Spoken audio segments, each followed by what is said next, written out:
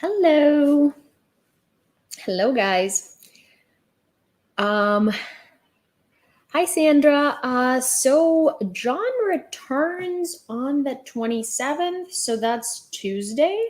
He doesn't know what time of day yet, so it might be like super late at night. It might be like during the day. If he returns super late at night, then he's just gonna go stay at his dad's apartment in the city because, like, if he comes back at like 4 in the morning, he's not gonna want to wake me up. We're gonna figure it out. He's gonna text me on the 27th and tell me like what his journey is looking like, and we're gonna figure it out. I'm gonna make him his favorite cake or pie, rather, because Kuchen is a pie, and we're gonna go from there. Hi, Danon. When I check, I like to use the username, but if it's more like personal, like your actual spelling of the name, so my task is to wear my reading glasses. Not spelling mistake, I've been told. Hi, Dane, and good to see you. Hi, James. Hi, Tammy. Hi, Sherry. Hi, Theo. Hi, Kareen.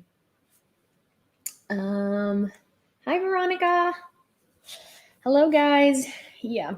So hi, Lauren. I have today, before we even jump into the news, I have some very, very, very cute, very adorable 3 months old puppy news that are coming from my mom. So hi, Praxis. Hi, Lucky Skill. Hi, Brandy. Hi, Carolyn. Hi, Melissa. So we have been tasked, we as in all of us, have been tasked by my mom to come up with a name. Hi, Jillian. Hi, Mariana. To come up with a name for her baby French bulldog puppy, who is 3 months old, who she got today. So a bit of like an information on my mom. Before COVID, before the war, sometimes if I wouldn't talk to my mom for like a week because I was busy, I would try to call her and she would be nowhere to be found. And then through Instagram, I would find out that she is on vacation somewhere. So the internet knew more about my mother than I knew about my mother. If my mom bought a new car, she would just send me a photo.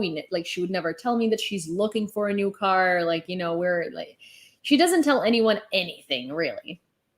And so today, I wake up and I look at my phone and I see this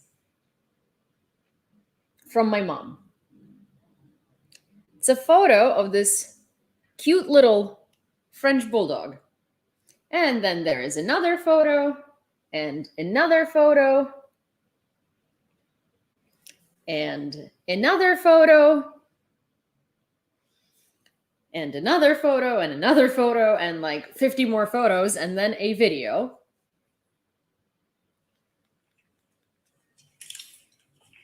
То такий хлопчик, то такий мамин хлопчик, то такий хлопчик мамин,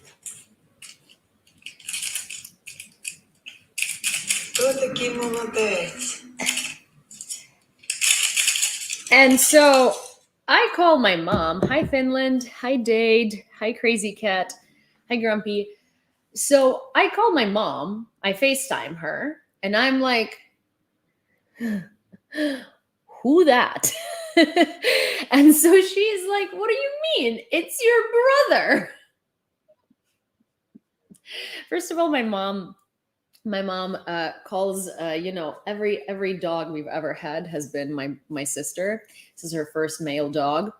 So this is a little French bulldog puppy that my mom had got, and my mom wants to find a name for him because she wanted to call him Lucas first, but then she decided she doesn't want a human name. And also Lucas reminded her of Lukashenko, as in like, the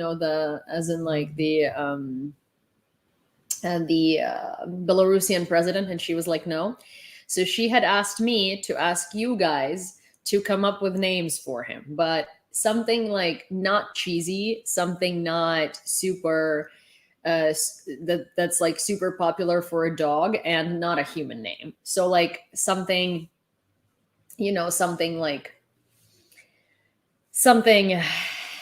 something. I don't know. Hi, Natlin.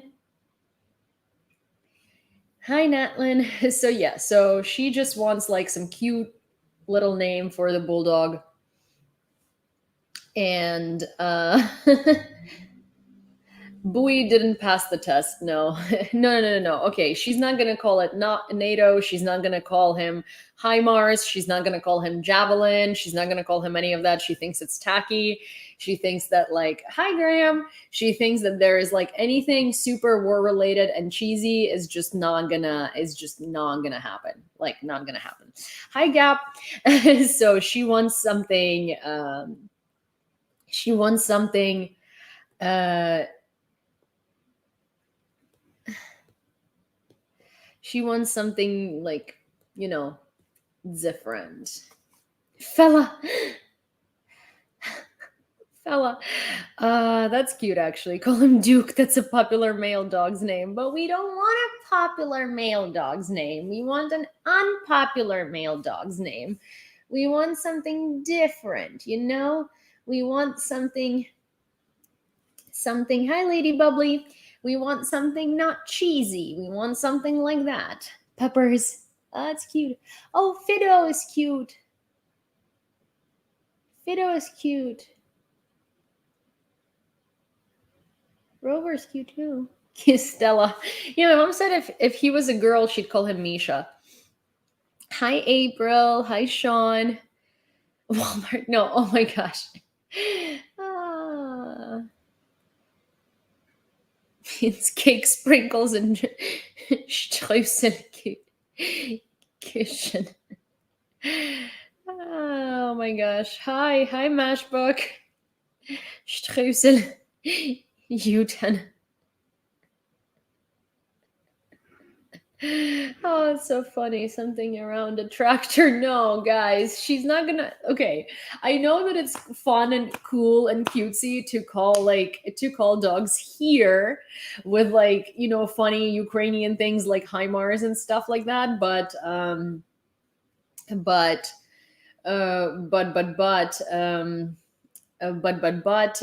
she's not gonna do it's cheesy. It's super cheesy. Sukaros Cork, no. Bailey, Brandon. Yeah. Okay. Well, I mean, look, so if you think of something during the live, you let me know. It doesn't have to be like right now. You tell me if you have inspiration because I'm going to like, I have access to these comments, so I will be looking back at them and reading them to my mom later anyway. So that's a cute little thing in terms of in terms of my mom's new puppy that she surprised like sent on top of me. The funniest thing was I was like, Vasily, look, my mom has a new kid, and I'm like showing him the bulldog and he's like, that's so cool, you both have dogs now. He doesn't like dogs. Hi India. Hi Walter. And so yeah, and so that was a thing. Then so a bit of an update on Tork interview. So I have already edited the whole video, so it's ready and edited. Matt, my moderator, tonight is going to be recording the voiceover. Last night we spent about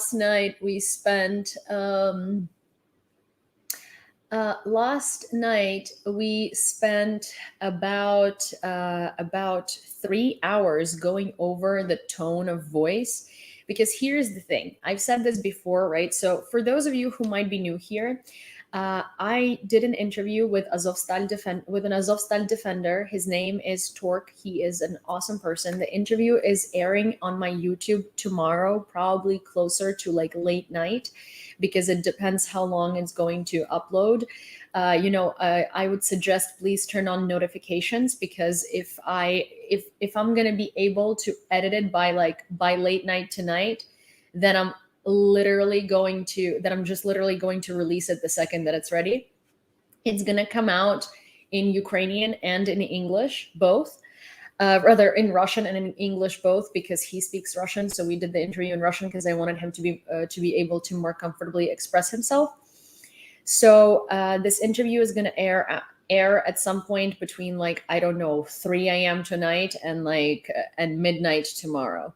So go on YouTube, turn on notifications, and that's when you're going to be able to watch it.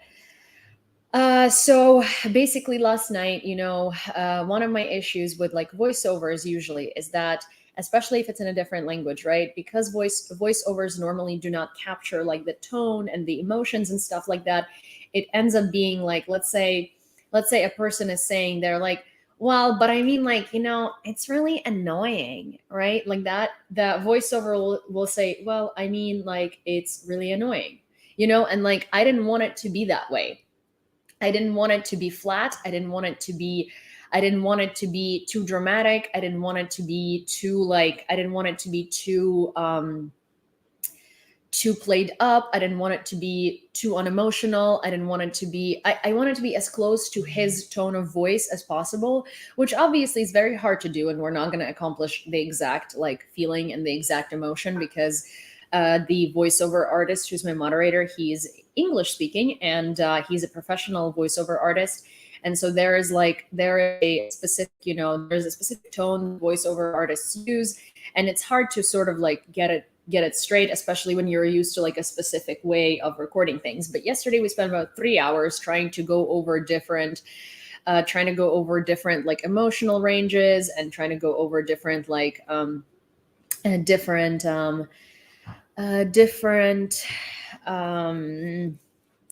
how would I say it, intonations and stuff like that. And so I really, really, really think that we got it pretty good.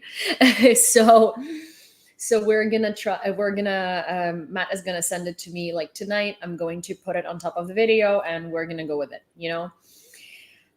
so the video is full force. I'm very, very, very, very, very excited to release it and to share it with you guys. Another bit of news is, one, if you are my longtime follower, especially if you're on Patreon, especially if you know specifically who I've been wanting to interview for a while now, there is a certain Azovstal defender who is in the United States currently. I had messaged him before, and he had politely ignored me because he probably was busy or for any other reason. I mean, I don't hold grudges. I understand that people have more stuff to do in their life than just to talk to me. And so they had finally gotten back to me, and there is a strong possibility that I'm going to meet them for coffee if they're going to be stopping by in New York on their way back to Ukraine. So if you are on Patreon, if you are Hyanet, or if you are a longtime follower and you have heard me talking about wanting to interview this person, then you know exactly who I'm talking about. If you are not, then, well, you will find out when and if it happens. So this is just about as much as I will tell you. Maria report. So yesterday I was on a Twitter podcast, and also yesterday I was on a... Oh, Veronica, you know exactly who it is. You follow them. You know exactly who it is. Veronica, you out of all people definitely know who it is, and you reposting my content might have helped with that. I will give you that as a clue.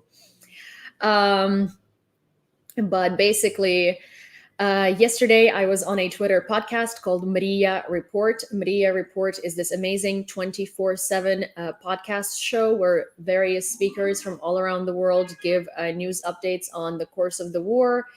And also, hi, I'm Sapu.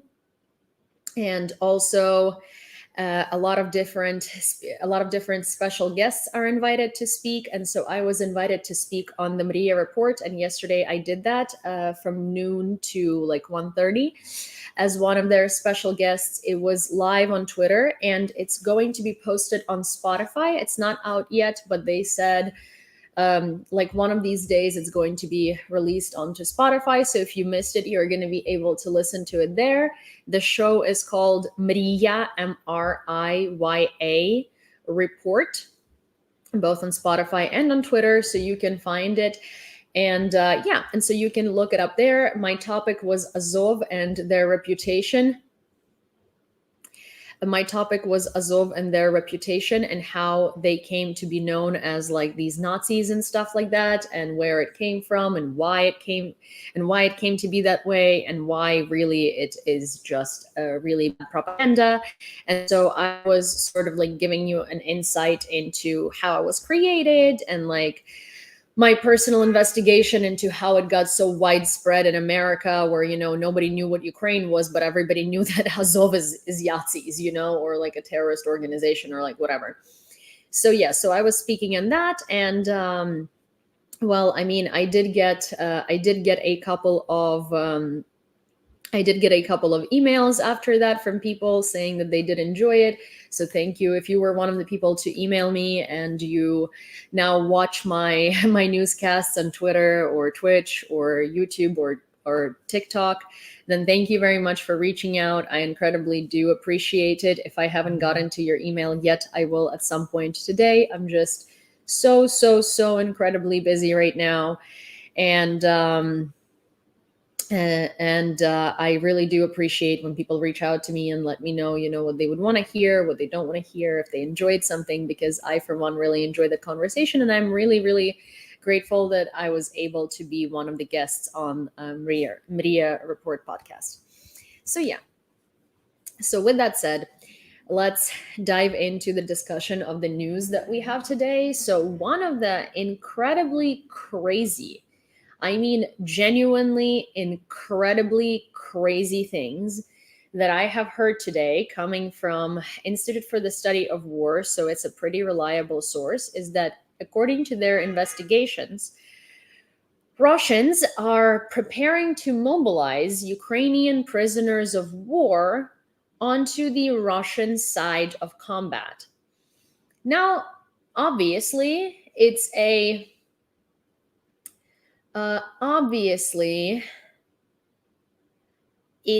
direct violation of Geneva Conventions. I mean, what isn't? There are so many direct violations of Geneva Conventions that Russians have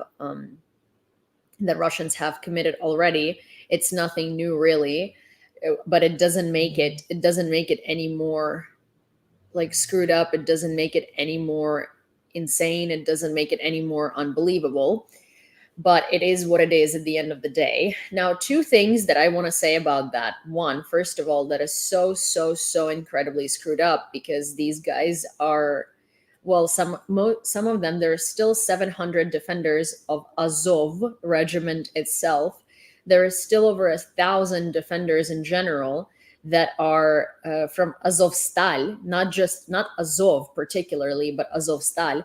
There are still thousands of defenders in Russian captivity that are Ukrainian armed forces to begin with. And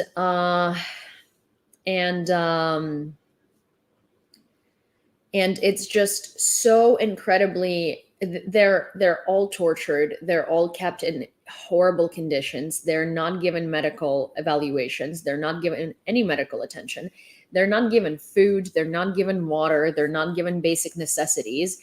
And now they're going to be mobilized onto the side of the enemy. I mean, not only is it so cruel, it's also incredibly, it's very cruel, and it's crazy. But here is something that I do want to point out.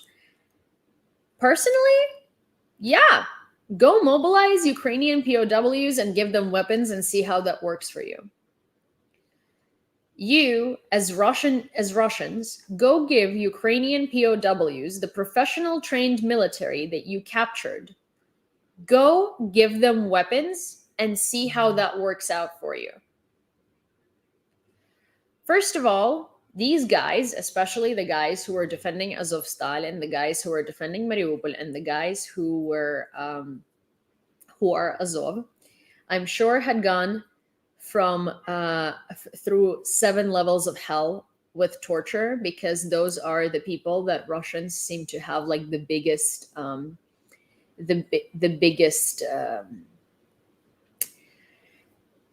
of like the biggest problem with, right? The biggest like irk about. So I can imagine that they most likely tortured them to the brim of no return. Not that they don't torture other people, they 100% do. But I can only imagine what they were doing with the Azovstal POWs. You take those people that you have been torturing for the past 4 months, professional military who held the defense of Mariupol for 3 months while being surrounded and while being outnumbered 14 to 1-ish, right? Or rather 14-ish to 1. You give them weapons. And you see how that's going to work for you, because you're not going to be able to get out of that prison facility as a Russian alive. You're just not going to. If Russians think that they can mobilize Ukrainian military that's in captivity and put them to serve on the Russian side, that is such a new level of delusional on their behalf that I don't even know where to begin to address it. Because these guys, they hate you. They hate you with such profound passion after everything you've done to their homes, families, country, and then themselves. Like, Russians have been mobilizing Ukrainian civilians in like occupied territories, right? And obviously those civilians are not going to be killing Ukrainian military. They're just going to be surrendering, and they're just going to be like switching sides. That's super obvious, right? They're not trying to, like, this is the dumbest thing that Russians have ever done. Like mobilizing Ukrainians to fight for them. And I mean, those Ukrainians who just absolutely despise them and are never, ever going to be on their side. And also Ukrainians who have no military experience. That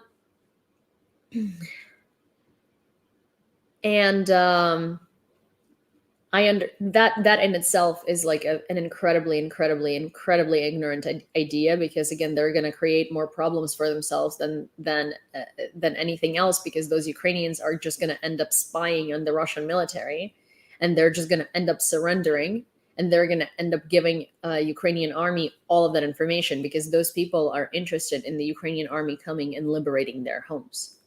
So it's not, it's one of the, it's basically like, it's one of the most uneducated ways of like showing your power and dominance, because you're quite literally inserting in spy intelligence, military intelligence into your military counterintelligence into the battalions of your own military. You are screwing yourself over. But when you decide to mobilize professional military men who were fully prepared to give their life for their country when they signed up for the military, and then you captured them and you tortured them, you are screwing yourself over so much. I don't even know where to begin. The wisdom of Robert here on Twitch says, absolutely, but I think it'll be a propaganda tactic more than any sort of strategic tactic. Agreed, for sure. Like, they're trying to do this just to show that they can, right? As in, like, they don't, like, they're not necessarily, they're trying, it's like an exercise of power, right? It's an exercise of power. It's not an exercise of actually trying to take these guys onto their side. Yet, though, in this exercise of power, because we have seen that they're not necessarily making the smartest decisions or decisions that follow any logic at all, they are making a grave mistake, because they think that what they're going to do by it is they're going to show that, look at that, we humiliated these guys, we put them in our military, and now they're going to die for our country against their own people, right? But I don't think that, well, first of all, a lot of them must be severely injured. Otherwise, I don't think they'd be giving them weapons, because they're not that stupid, right? And they probably think that if this is just my analysis, by the way, just FYI, this is not anything that you can take as like a given. This is not anything that you can take as validated information. This is genuinely my personal opinion, my personal analysis. So take it as such, right? So here's where I see it going. Where I see it going is that, hi Lucy. Oh, hi Netlin. Thank you so much. So here's where I see it going. Where I see it going is I see it folding out this way. They probably think that they're going to exercise power and they're going to give them weapons because these guys are, some of them have like severe trauma in their legs, arms. Like we've all seen how these POWs come back. They're anorexic, they're malnourished, they have severe health issues, their wounds haven't been attended to. So anything, if they had a gunshot wound in their leg, that would not have been attended to. If they had a break in their arm, would not have been attended to. If they had an amputation, it's most likely not being attended to. So they think, hi. Well, you haven't seen me in a long time because I'm very rarely on this account. I'm only on this account when my main account gets banned on TikTok from lives because trolls report me. So my main account was banned earlier, and so now I'm here. But if you want to see me more often, then I would suggest you follow Yulia without its on TikTok, and that's where I normally am. Okay, sorry. So they probably think that these guys are cannon fodder, right? But what they're not thinking about is that your average Russian soldier who had lost their leg, lost their arm, was injured or something, is a mobilized civilian who doesn't know what they're doing. They weren't prepared for losing the limbs. They weren't prepared for pain. They weren't prepared for like shitty conditions. They weren't prepared for recovery. They were not prepared. The guys who serve in the armed forces of Ukraine, specifically those who were in Azovstal, specifically those who are in Azov, they're prepared for amputations. They don't see them as any disabling factor. They're prepared for heavy wounds. They don't see them as anything crazy. They're prepared for living in very unfortunate circumstances. They're not scared of it. It doesn't break their spirit. They're prepared for captivity. They're prepared for fighting even when they are injured. So here is a mistake that Russians are doing simply based on not being exposed to proper military. If they give these guys weapons, disabled or not, these guys are still professional military who are prepared to fight and make decisions even while being severely injured. So I can see what the logic of Russians is, where they're most likely only going to be giving weapons to those who are incredibly injured. But in reality, that logic is faulty and is going to serve as one of the cards that breaks the whole card house, because I am going to assume that they do not expect much from injured POWs. Sorry for asking, where can I find that kind of, sorry. Okay. So here, Masaroka on Twitch says, sorry for asking, where can I find that kind of information about being prepared or not for this situation? You would have to speak to the guys who serve in these battalions. Now, I have watched numerous interviews with them, and every single one of them. So I've spoken to Azovstal defenders, I've spoken to Azov, I've watched an incredible amount of interviews with the fighters of Azov, with warriors of Azov. I would say maybe over 30 at this point. Every single interview that comes out, I watch it, and so every single one of those guys, like one, says amputations are nothing. It doesn't matter. Like, we are professional military. This is part of our job. We know what we're signing up for when we're signing up for the military. We know what we're signing up for when we are signing up for Azov. We know what we're signing up for when we are going into warfare. This is just one of the things that's like, they don't see. Here's the thing. Some people get prepared to potentially lose a limb, right? Some people know that if they're in the military, there could be injuries, there could be very severe injuries, there could be injuries that change the course of their lives. The people who fight in the Azov battalion are rather not even prepared that this could happen. They go into the fight thinking that 99% out of 100, they're going to come back with an injury and might need an amputation. So they go in it thinking that this is going to happen.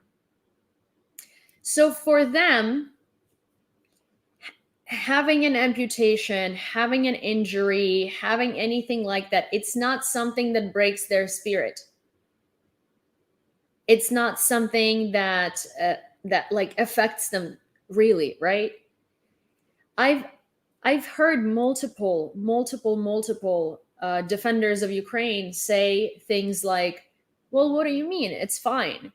Like prosthetics today are so advanced that it's the same as having your leg and sometimes even better, same as having your arm and sometimes even better, like robotic ones, right?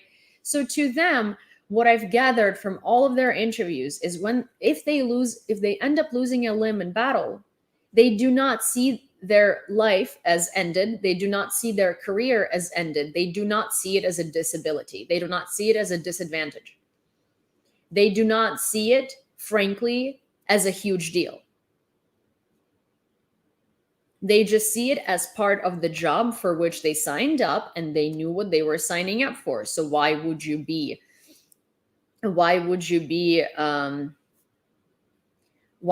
basically be surprised about something like that if you knew exactly what you were signing up for? It's like, all of them talk about it as in like, it's so crazy to them that someone would be like, about these injuries, provided that like, well, this is what comes with the job.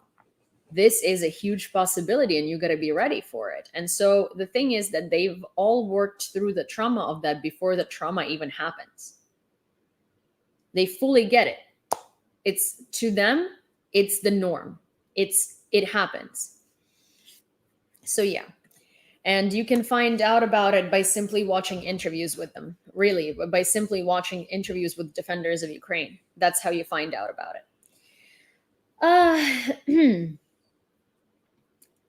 Maddie, let's hope so, since I need my lower leg amputated. Oh no, I'm so sorry. What happened? Well, I mean, rather, you don't have to tell me if you don't want to, and I'm just sorry to hear that, but at the same time, I really hope here's the thing. It's only something that's going to hold you back if you let it hold you back. If you watch multiple interviews with people who have had that happen to them and have prostheses and have like pretty good prostheses and want to learn how to be fully in control of them, they say that honestly, once you get used to it, it's really not that much different. It's just a couple of extra things that you need to do. So I really hope that will be, if that does happen to you, I really hope that you will have just as quick of like a recovery and just as quick of acclimatization as these guys do. Okay. Hi, Quokka party. Well, I don't, hello. Bad blood clot, 11 surgeries. I hope to get a great prosthetic. Thank you, Yulia. Oh no. That's just so much to go through. I'm so sorry. I'm so sorry. It just seems like a lot. Okay. So another thing here is, basically congressmen from both parties, from the Democratic Party and from the Republican Party, have been in a bipartisan manner asking Joe Biden to start the push to exclude Russia from the UN, from the UN Security Council, from the UN Human Rights Council, to take their veto power away, basically to strip them of any rights that they had in the organization. And that is a huge push, and it's happening on a bipartisan level. So it's congressmen from both parties demanding that Biden starts this process and demanding that Biden pushes for this process, and saying that Russia does not belong in the UN as a permanent member to the UN mission, does not belong on the UN as someone who has a veto power that they use in order to decriminalize their own crimes and save their own ass, pardon my French, that they do not belong in the UN, they do not belong in the united world, because they are a country that basically goes against all of the standards of humanity and all of the standards of being humane. They are the country that commits so many war crimes that it's hard to even keep up with them. From the UN security, it would be a drastic rearrangement of global politics as we know it. So here's the thing. So the wisdom of Robert says, does the UN not require a unanimous decision from the UN Security Council? It would be a drastic rearrangement of global politics as we know it. So here's the thing. They do, but they're restructuring that, and they're doing that as an emergency because and they're doing that because they're doing that particularly because the whole unanimous decision making is a problem, because that way, if, like, let's say, here's the thing, the whole model is very wrong, right? Because if, let's say, there is a criminal investigation into me, and I have a veto power to stop that criminal investigation because it has to be unanimous. I have to as well agree that I should be investigated for a crime that I committed. It makes no sense. So they're trying to restructure and reformat the UN as an emergency, specifically because you cannot bring permanent UN members to justice because they have the veto power. So they're trying to take Russia's veto power away, specifically because you shouldn't be able to have the veto power, even as a permanent member of the UN, if it comes to investigating you.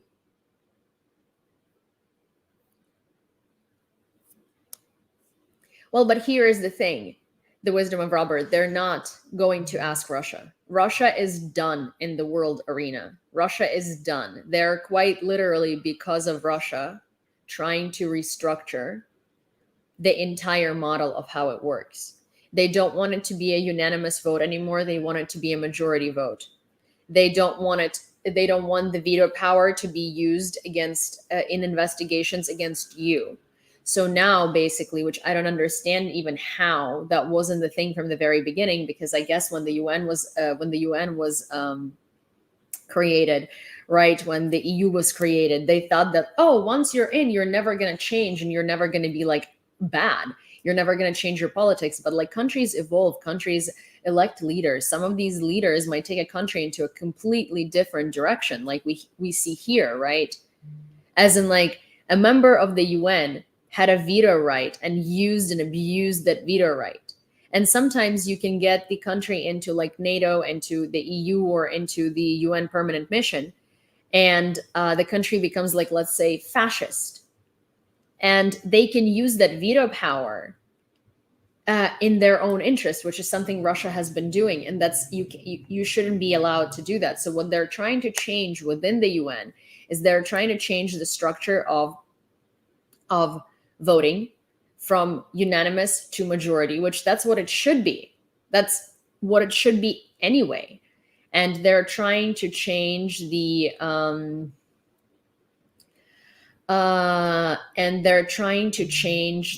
countries' rights to use the veto power. So if the investigation is into you and your war crimes and what you have done, your veto power does not matter. And also, Russia had already been excluded from the UN Mission for Human Rights, which they were a permanent member to. So now it's the UN Security Council. And I understand that the UN Security Council is much more difficult, sort of, to arrange for an expulsion of a permanent member from. But the fact that they have already been expelled from the human rights mission at the UN really seems to indicate that they're ready. They're ready to remove them, and they should not be on that mission. They're trying to restructure it so that permanent membership does not necessarily mean that this is it. This is like for your lifetime. Nothing you do is going to affect it. No, it's like you've made enough progress and you've made enough contribution for you to be on that permanent seat, right? As in, like, you don't have to get elected for it. You don't have to get selected for it like over and over again, right? But if you violate the core values that put you on that seat, you are going to be expelled. And that is the correct procedure.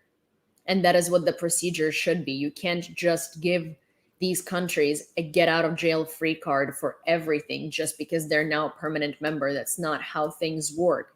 That in itself is a recipe to guarantee abuse of power. So yeah, that's what it is. Let me take this off, and we are going to dive straight into the news, but I'm going to go turn on the light because, again, today is like a pretty gloomy day, and it's only 4 p.m. and it's already dark, just so dark.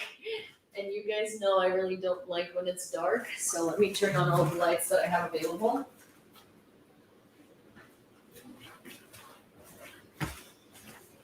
Because I feel like I'm sitting in a basement talking to you, and I'm sitting, in front of 3 windows. So yeah.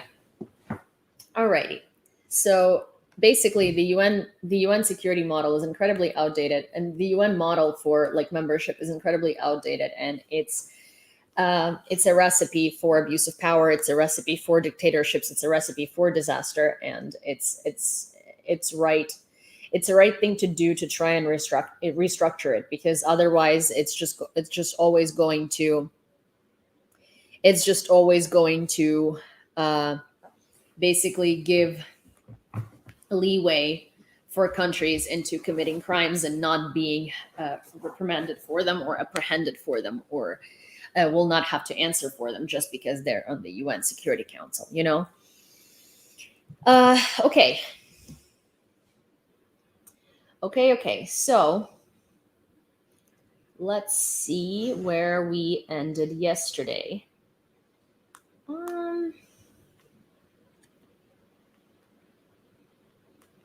Wow, okay. Okay, this is where we ended. So we're starting off strong with, this is how the Antonievsky Bridge looks like now. As you can see, it is impossible to pass through it. This is the bridge that, oh my gosh, sorry. Why am I so, oh, well, that was fun. This is, as you couldn't see, this is the bridge, because I'm clumsy. As you couldn't see due to my clumsiness, this is the bridge that the armed forces of Ukraine destroyed in order for Russians to not be able to carry their equipment and move around it. The bridge is so severely damaged that Russian military vehicles cannot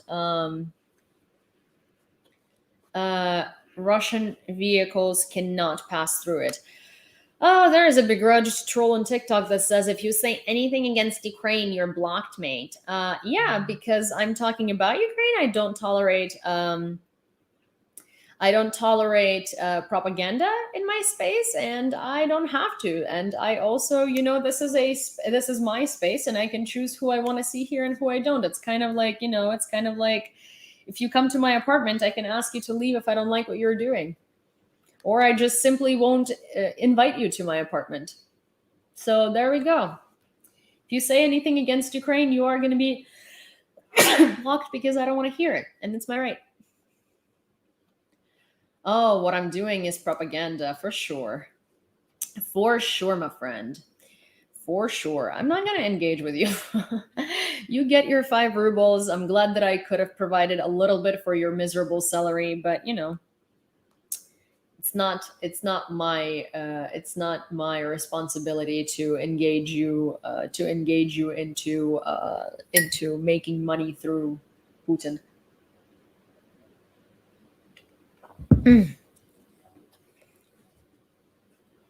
US Congressmen demand that the Pentagon quickly resolve the issue of deliveries of Gray Eagle drones to Ukraine.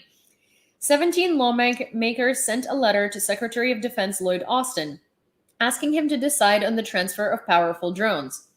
If you think HIMARS has made a difference, get some Gray Eagles in the air and see what happens next, General Atomics spokesman Mark Brinkley said.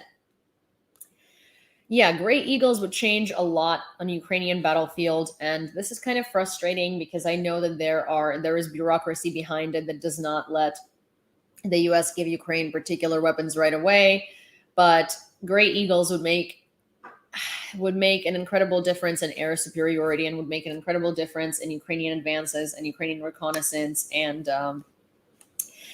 well, enemy destruction, really.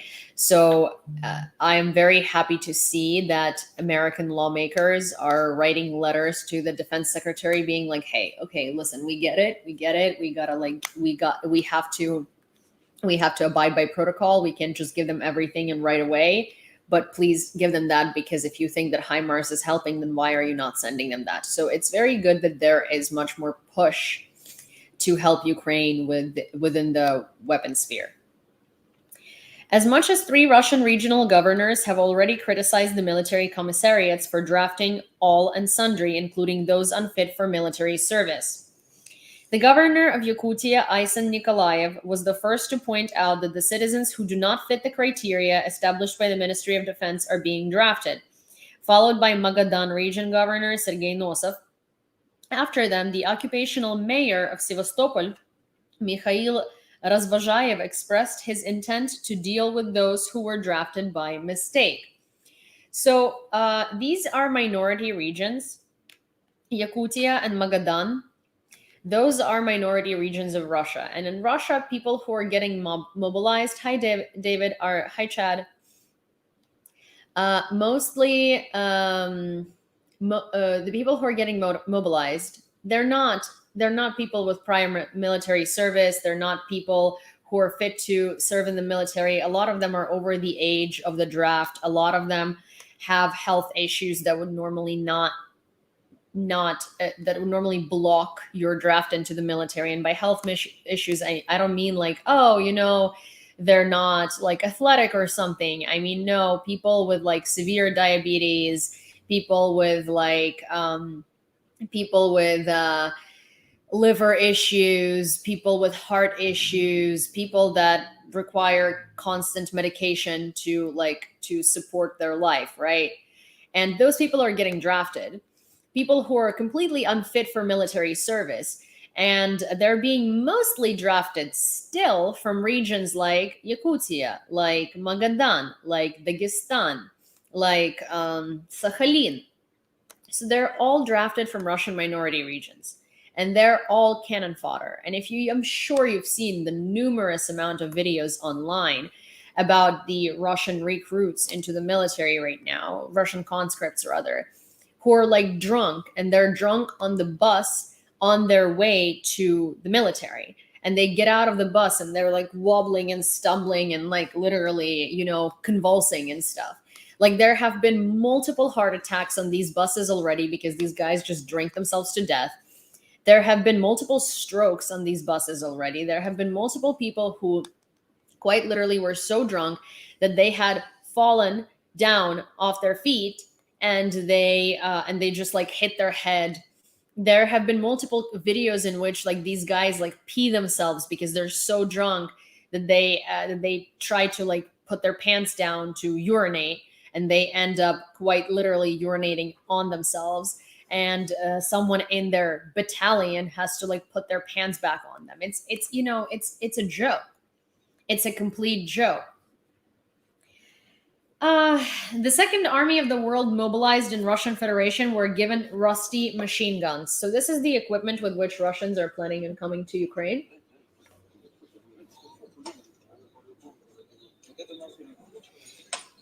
Я говорю, ты пизда вообще дозвонился. Ну, я ничего комментировать не буду, ребята. Но могу сказать лишь одно, что вроде как это дано. Dave, on TikTok, I'm on my backup account. The account is It's Yulia. Это пацанам-танкистам такую шляпу выдали. Сказали, у вас танки нахуй. Да, нахуй вам калаши, у вас танки. Hi, Drake. Пули в трубе You're хуйни.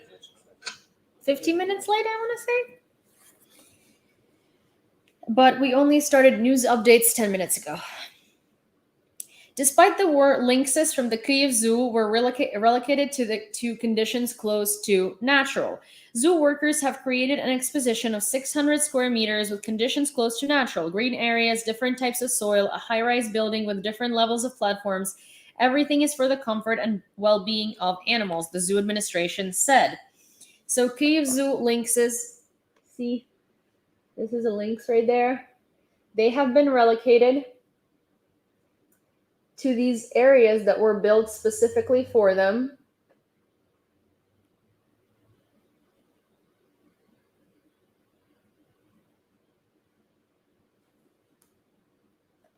So they can have like a natural, close to natural habitat. Also, so here, Nebraska for Life says most of these men don't even want to fight. That's very true. But we need to make a very huge distinction between they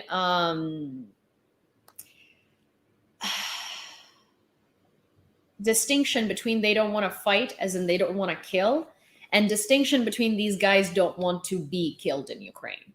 So we have to make a very, very big distinction between that, because there is a big distinction. It's not that they don't want to go to war in Ukraine because they don't want to hurt Ukrainians. They don't want to go to war in Ukraine because they don't want to fight. They were okay with the war as long as it wasn't up to them to hold the weapons and up to them to potentially get killed. So let's make that distinction.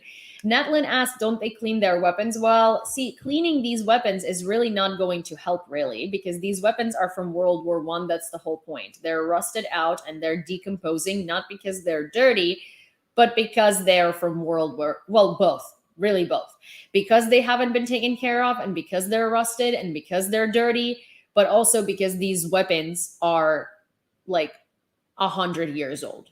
And I mean that not as an exaggeration. I mean that as over 100 years old.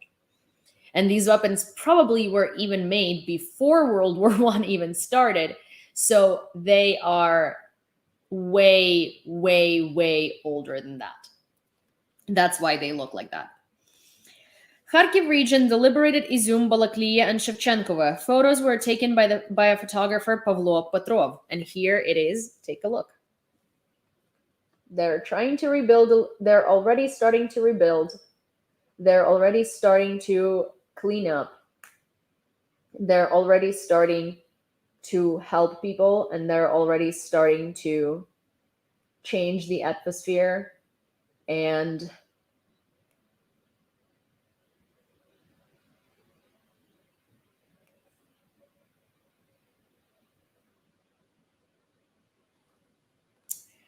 I mean, here's the thing. Okay, so Drake on YouTube is asking, not sure if it's propaganda, but also issue if they try not to fight, could be shot by other Russians. So here's the thing. That's been a thing from the beginning of this war, and people still surrendered, and people still did what they needed to do, and people still ran away, and people still figured out how to leave. It all depends on your desire, right? And it all depends on how much you want it. They now have a law that if you surrender willingly and you are exchanged back to Russia, you're going to go to jail for 15 years. But it was the same beforehand. Like, you think these guys who surrendered are just going to come back home and go back on their merry way? No, they still did the same thing to them. They recorded interviews with them, and then they threw them into jail, or I don't know, brought them back onto the front lines. Like, it's always been the same thing. And so Russians saying, oh, now we can't do this and now we can't do that because there's new laws and new this, like it's always been like that. These laws were always there and people still were doing that. That's just an excuse. Yesterday, I had a Russian come up on my Twitch and she was saying basically, well, why don't you think that the Russians who are going out to protest in Moscow and St. Petersburg are heroes? They're risking their lives and they know that they're going to get arrested and they know that this is not going to lead to anything and they still do it. And I'm like, okay, honey, the reason why it's not leading to anything is because at the protest, you see 2 cops brutally beating a person. And you're all, and by all I mean 30 people, are standing there filming it and screaming, yeah, keep filming, keep filming. You're 30 people who could go and quite literally annihilate those policemen. Like you could easily take them on. There are more of you than there are of them. First. Second of all, no, I don't think you're heroes because for 7 months, you weren't doing anything. For 7 months, you were okay with the war, you were okay with the mobilization, you were okay with people being drafted, you were okay with people going to kill in Ukraine. You are now not okay with it because it's your ass on the line. But that's a separate topic. Let's say we take that out, right? The reason why these protests are ineffective is because you're not protesting. You're literally not doing anything. You're going there and you're standing there with a sign that says no to mobilization.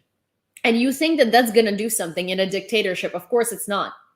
If you live in a democratic country and you stand on the street with a sign that says silent protest against this, it's going to get televised. It's going to be shown on television because it's a democratic country. You have the right to protest. In a dictatorship, you don't have a right to protest. Going to a peaceful protest doesn't exist and you know it. Yes, exactly. You know exactly what's going to happen. You know there is going to be cops. You know that cops are going to be putting you into jail for no reason. You know they're going to be yanking you off the street. You know they're going to be brutal with you. You know they're going to do all of these things because it's not a democracy. So when you go to the protest, you got to be prepared. You got to be armed with whatever it is that you can arm yourself with. You got to have some sort of padding in your outfit, as in that you live in a dictatorship. You know that a protest in a dictatorship is not going to be a peaceful protest. It's not going to be a silent protest. It's going to have to be a loud protest, and it's going to have to be a violent protest. There is just nothing else that you can do. And so this whole thing of they knew that nothing's going to happen and it's not going to accomplish anything, and they still went to protest. And why did they go to protest? They're going to these protests to put a check mark of oh, look, I tried. But you didn't, because you know exactly what the outcome is going to be of that protest. And that outcome is going to be nothing. You're going to go to jail. But instead of doing something, and instead of actually standing up, and instead of actually getting prepared, and instead of actually doing something, you're just well, we tried and it didn't happen. Of course it didn't happen. I could have told you that it's not going to change anything before you even came out on the street, and you know that, unless you actually try and do it a different way, right? And another thing is this Russian was well, how are we supposed to do that if we don't have any opposition leaders? And this sentence in itself summarizes everything I've been saying for 8 months. Russians are incapable of thinking for themselves when it comes to their own freedom. Freedom doesn't come free. Freedom doesn't come without sacrifices. You do not need a leader to protest. You do not need a leader to become a democracy. That's the whole point of a democracy, where the people have the power, not a single dictator. So Russians always need a dictator to dictate them what to do. They can't protest without a person telling them what to do. I asked them, what do you need a protest leader for? To tell you, hey, there is a grandma being being apprehended brutally and dragged away? Do I need to point to that to you and be hey, there are 30 of you, stop filming and go help the grandma? Is that what you need a leader for? Because you have a goal. Your goal is to end the mobilization, and your goal is to get rid of your government, right? This is your goal. You don't need a leader to tell you how to accomplish it. You just need to go for the goal, think with your brain, and do whatever it takes to get to that goal. But no, Russians need a dictator, and they always need a dictator. They always need a leader who's going to tell them what to do, whether it be an emperor, whether that be a communist fascist like asshole who is in power in USSR, whether it be Putin, whether it be a different president. But they always need a dictator, right? So right now, even, they still want a dictator. They just don't want Putin. You know, they have Navalny. Navalny is an awful person. Navalny has so much like controversial stuff behind him. Navalny has like a neo-Nazi or like white supremacist past. Navalny has a lot of really sketchy stuff about him. Navalny is a Russian nationalist, but I mean like far right nationalist, right? Whose foreign policy would be just as bad as Putin's, but his policy towards Russians, his internal policy, would be much better. And anytime you say anything against Navalny, Russians are like, they are losing their mind at you. They're unable to criticize him. They're like, no, it's not true. It's not true. He's not like that. No, that picture is fake. It's like, guys, oh my God, you can admit that he's a horrible person. You can admit that he has a lot of problems, but you can say, well, for now, we don't have anyone better, and that's our only option right now. And so we are going to try, and we are going to go with that option, but we're going to hold them to responsibility, and in the meanwhile, we're going to be looking for someone better. You don't have to try and make him sound or look better. You don't. You can criticize him. The whole point of a democracy is to say, hey, these leaders suck.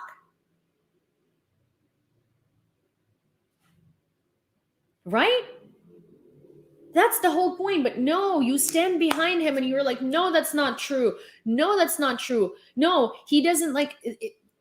Let's say someone goes, Navalny doesn't like broccoli. He's an awful person, right?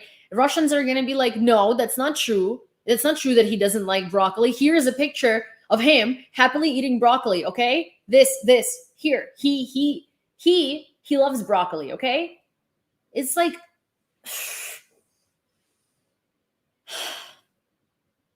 it's okay to criticize your leaders.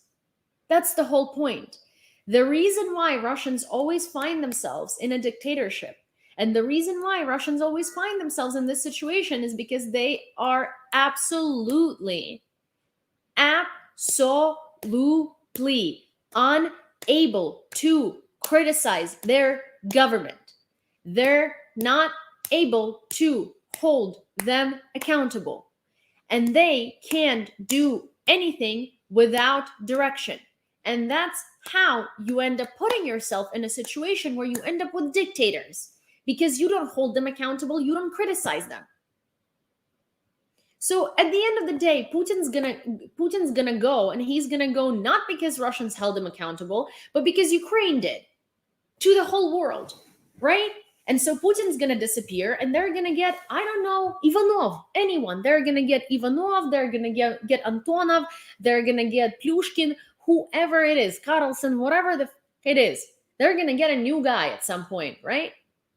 And that new guy is gonna become a new dictator, because he's gonna see that he can. Because his people are not going to hold him accountable to anything. They're just going to let him do whatever it is that he needs to do.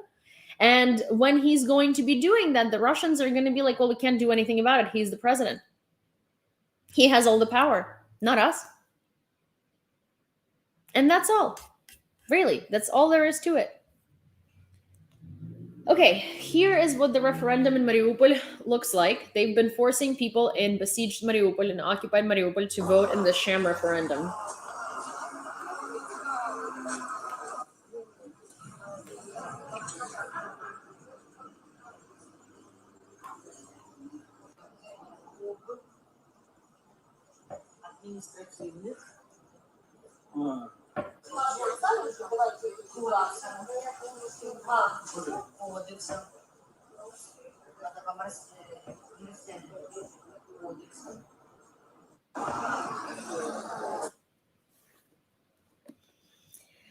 While the leadership of Iran is negotiating with Russia and supplying weapons to the aggressor country, local residents are actively protesting against the arbitrariness of the authorities. Iranians are risking everything to protest in the country. Videos on social media show protests in Tehran setting a police car on fire and clashing with police at close range. In many other places in the state, shooting is constantly heard and the protesters do not stop. Recall that the protests began after vice police staged a beating that led to the death of a young Iranian woman. So here's the thing. This is a dictatorship, and this is a Muslim dictatorship, okay? Where women literally have, like, if people in general have no rights, women have negative rights, okay? It's not even that they have zero rights, they have rights in the negative, okay?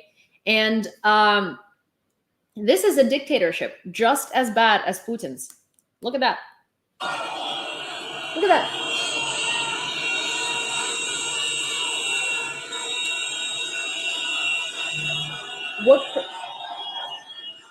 What prevents Russians from doing that?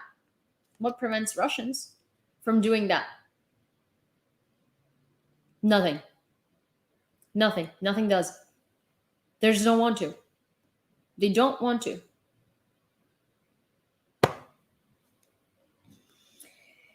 Meet Fiona, who won the hearts of Portugal but serves Ukraine. In Portugal, Fiona successfully mastered an effective method of finding people in emergency situations.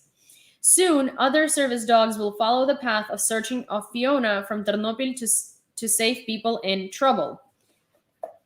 This is Fiona.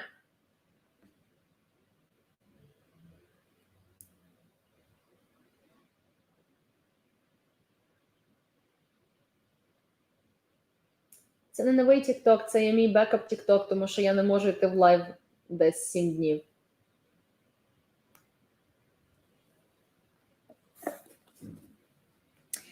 World Curling Federation extended the ban for participation of Russian and Belarusian teams in its competition until the end of the year, reports WCF press service. Kyiv and Barcelona became sister cities. Barcelona city mayor Ada Colau said that her city will keep providing assistance and support to Kyiv and Ukraine.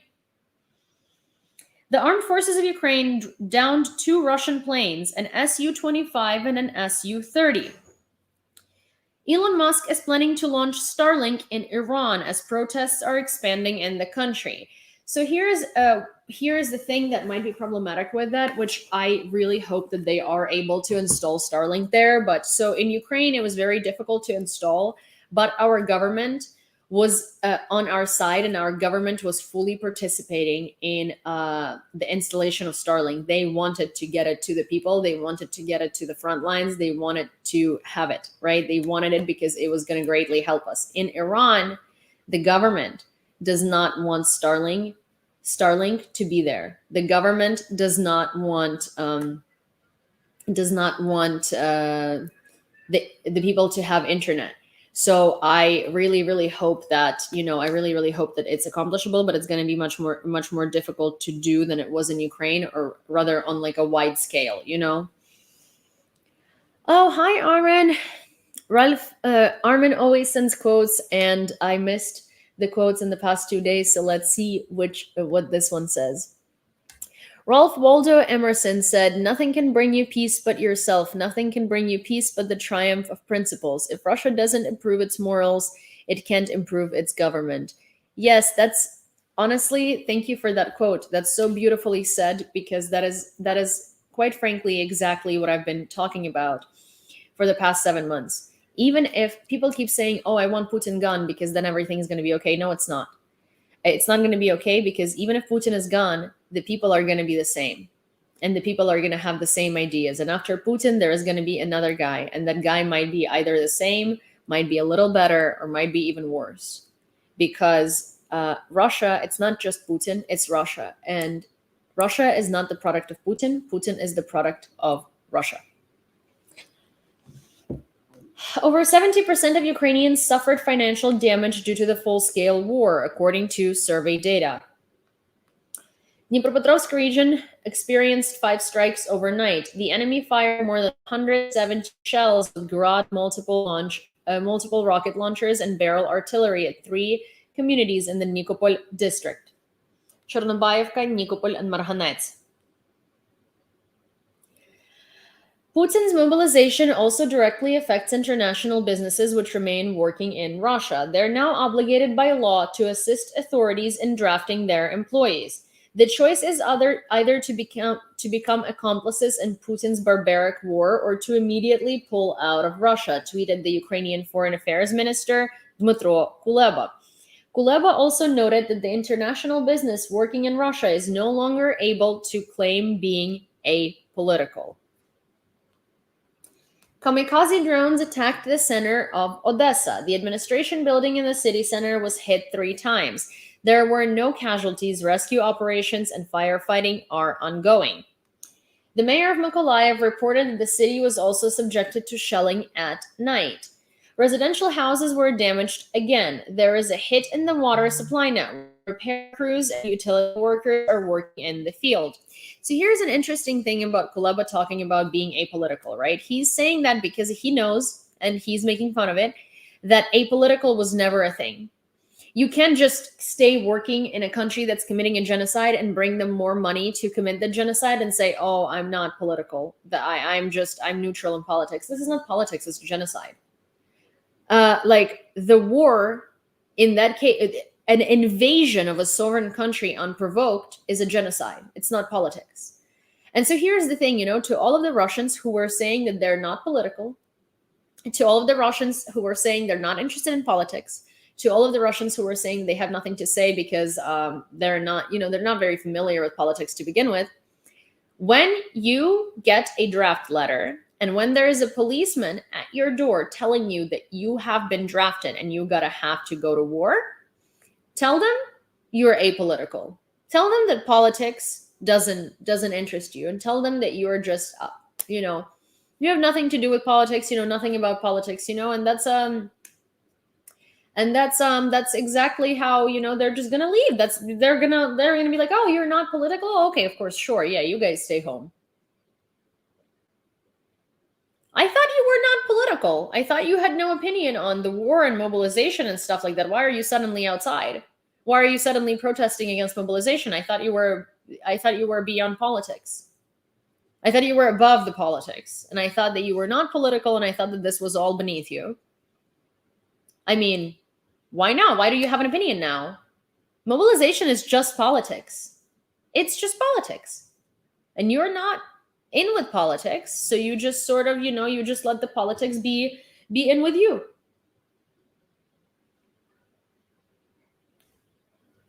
Poland is creating a new unit to reinforce border defense, the border defense component. The Russians fired 10 rockets at Zaporizhia and a village on the outskirts of the city at night. So far, 3 people are known to be wounded.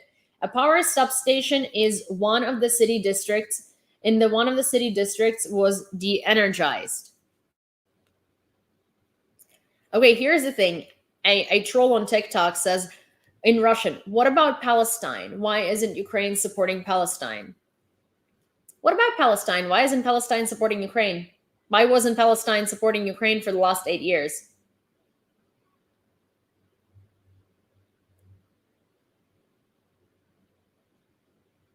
Why wasn't Palestine supporting Ukraine for the past 8 years for the invasion? And also that same troll was like, bruh, she's a product designer. Yeah, I am. What is product designer a label that makes you stupid automatically? Does a product designer mean that I have no ability to read or educate myself in other matters? You do understand that your college degree really doesn't guarantee that you know the material. It guarantees that you studied for tests. It guarantees that you know how to cheat on tests. It guarantees that it doesn't guarantee that you know enough to actually have that degree. It just guarantees that you got it, whichever way possible, right? You also are aware that I could read the same amount of material and write the same amount of thesis on the topic of geopolitics as someone who had a geopolitics major, right? Like, you do know that just because my college degree is design, psychology, and history, that doesn't mean that I don't know anything else, right? Like, I'm sure that some people probably find it very hard and probably cannot be multidimensional and most likely have a hard time reading or attending classes to begin with. But not everybody's like that, you know? And also, again, a college degree doesn't guarantee that someone knows something, but also an absence of a college degree doesn't guarantee a college degree in that field also doesn't guarantee that someone doesn't know something. I could literally read the entire program of a four-year college in geopolitics without actually paying $50,000 to get that degree.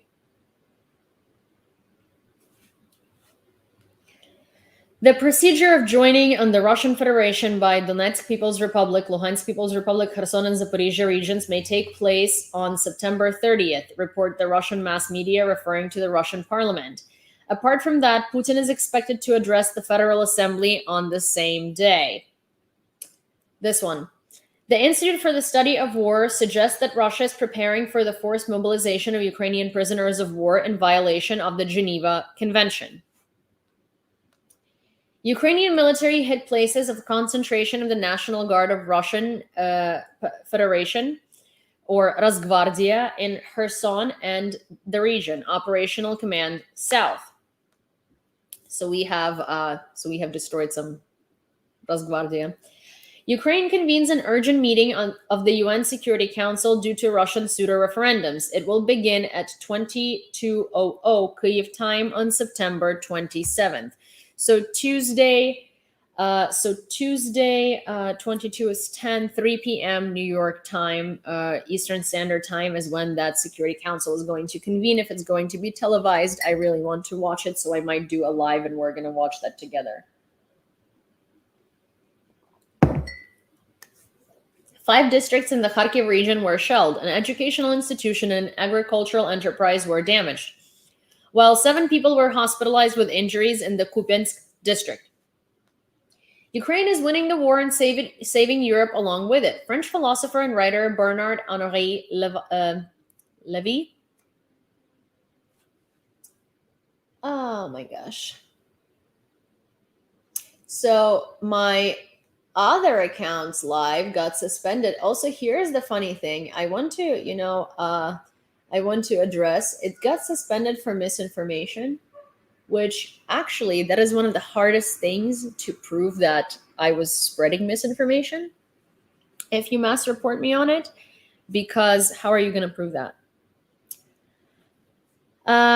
It's the hardest one to spread. I can literally send an article talking specifically about it, and I can, yeah, I know, and I can show it to whoever is on, I can, here's the thing. The funny thing is that I've been reported for misinformation specifically, and it's something that's going to be incredibly hard to prove because I can quite literally show every single article that I took this information from and send it to TikTok as evidence. Literally.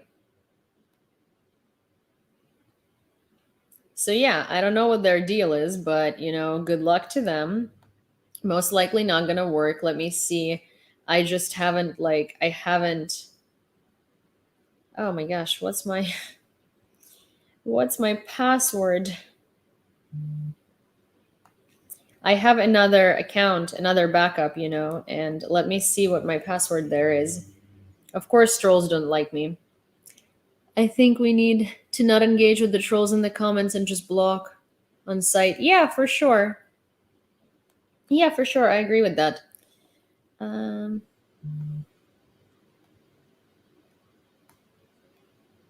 I fully agree with that. I think that's a great idea. Oh my gosh, what is my freaking password for this? I have zero clue, to be honest. Okay, well, I don't remember what my password is for this account. Let me see. I need to change it. I do have the account. I just need to change the password because I don't remember it. Settings and privacy, account, password. There we go. Oh, I see.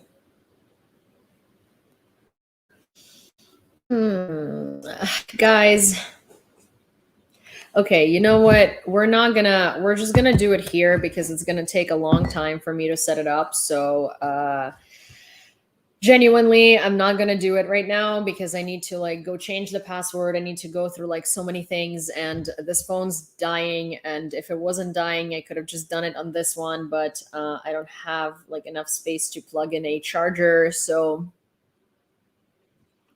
to plug in a charger. And also, yeah, that's a normal thing. Normally, Grumpy, when they report me, they report me on all accounts, genuinely. So it's never been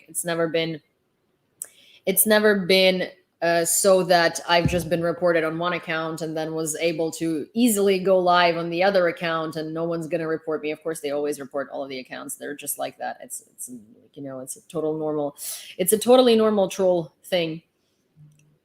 So yeah.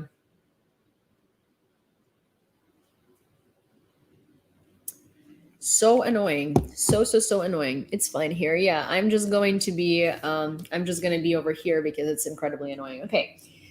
Ukraine is winning the war and saving Europe along with it. French philosopher and writer Bernard Henri Levy visited the Ukrainian military in Kharkiv, Bakhmut, Zaporizhia, and Mykolaiv on September 9th and described his impressions. He's convinced that Ukraine will win this war. I'm not saying that the match is over, and Putin, like all cornered dictators, could well go all in to avoid the debacle, surrender, and international courts. But it's the law. In the end, when Goliath is spineless and David valiant, victory will be David's, and the moment always comes when the machines of war and death seize up.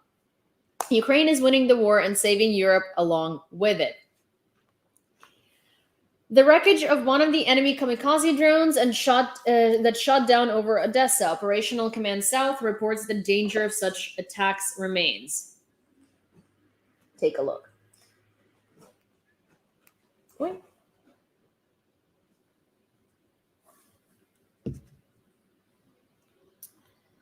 The number of opponents of aid to Ukraine is increasing in the US Congress amid the midterm elections, the Wall Street Journal says.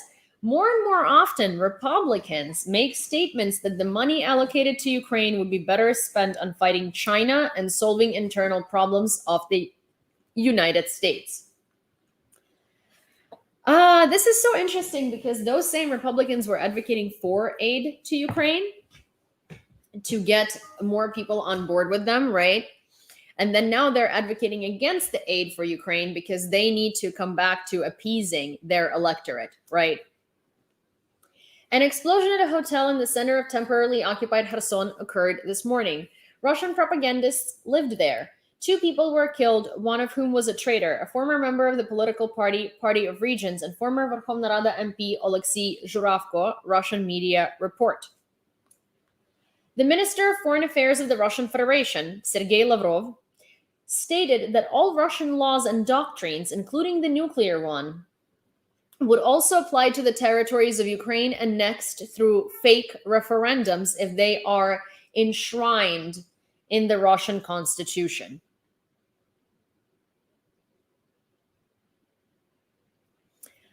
Oh my gosh.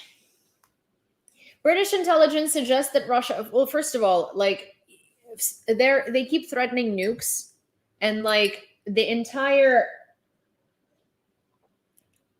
at this point, the American government has been going behind their back and just like, as in like behind on the sidelines, and just telling them, you stop threatening with nukes because we are going to threaten, and we're going to threaten hard. First of all. Second of all, like what they're trying to say is that if they annex the territories, they're now justified in like protecting them with all of the means possible because it's in their doctrine of like whatever government structures, right? Because now this legally belongs to Russia. Like, no, it does not. Everybody knows it's a fake referendum and you're not justified. So whatever you say and whatever you're like trying to make it look as, like, nobody in the world agrees with you. Nobody in the world believes you. Nobody in the world is going to stand behind that. Nobody in the world is going to justify that. Closed. The fact that you are going to like try and justify it that way to Russians, I mean, Godspeed to you. British intelligence update. On 21st of September 2022, high-profile Russian nationalist Duma member Alexander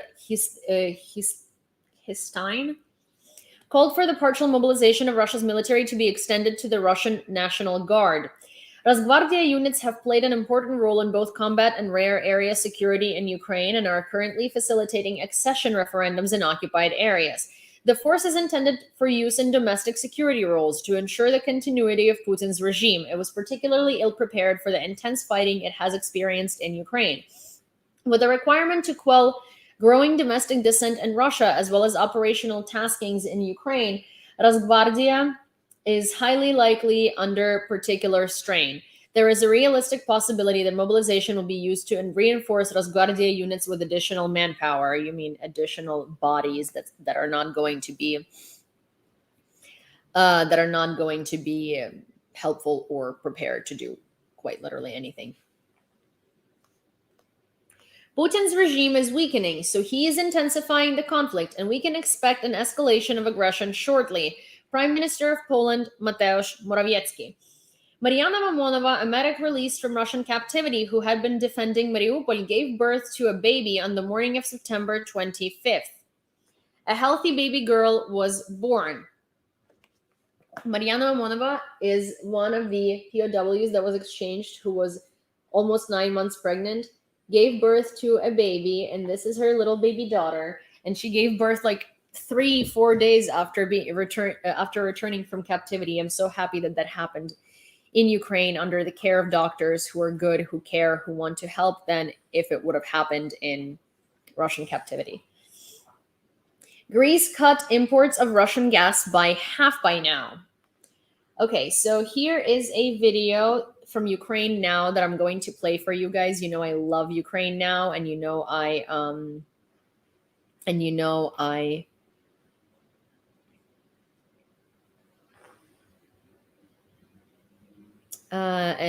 I really like playing it here. And today, this is somewhat easier because I don't have to set it up for TikTok. So I'm just going to play it here. I'm just going to play it here widescreen, and everybody's going to be able to see it.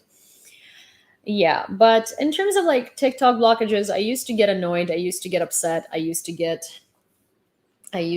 like, it used to hurt me. I used to care, whatever. I mean, I know what I'm dealing with when I'm on talk.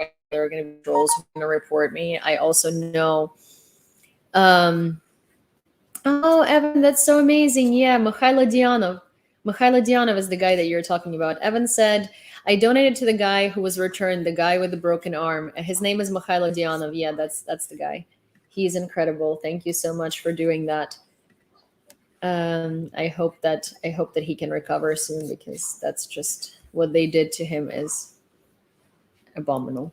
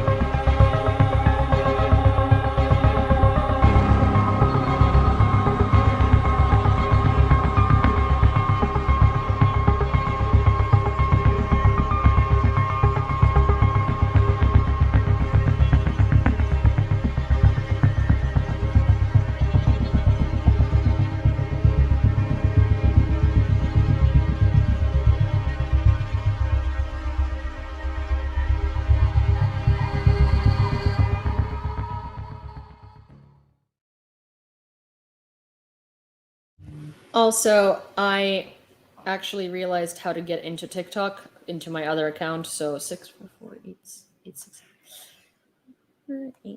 Okay, so here we go. I'm going to set up a new password, and we're going to be able to.